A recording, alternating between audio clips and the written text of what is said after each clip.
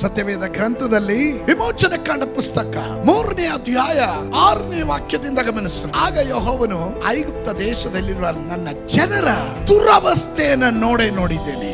ಆದ ಕಾರಣ ಅವರನ್ನ ಐಗುಪ್ತರ ಕೈಯೊಳಗಿಂದ ತಪ್ಪಿಸುವುದಕ್ಕೂ ಆ ದೇಶದಿಂದ ಬಿಡಿಸಿ ಒಳ್ಳೆ ದೇಶಕ್ಕೆ ನಡೆಸಿಕೊಂಡು ಹೋಗುವುದಕ್ಕೂ ಇಳಿದು ಬಂದಿದ್ದೇನೆ.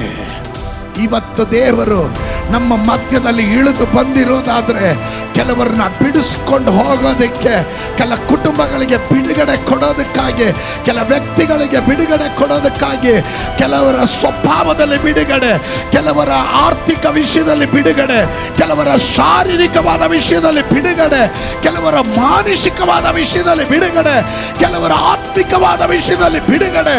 ಇವತ್ತು ಯೇಸುವಿನ ನಾಮದಲ್ಲಿ ಅವನು ಇಳಿದು ಬಂದರೆ ನಿನ್ನ ಜೀವನದಲ್ಲಿ ಬಿಡುಗಡೆ ಮಾಡದೆ ಅವನು ಹೋಗೋದಿಲ್ಲ.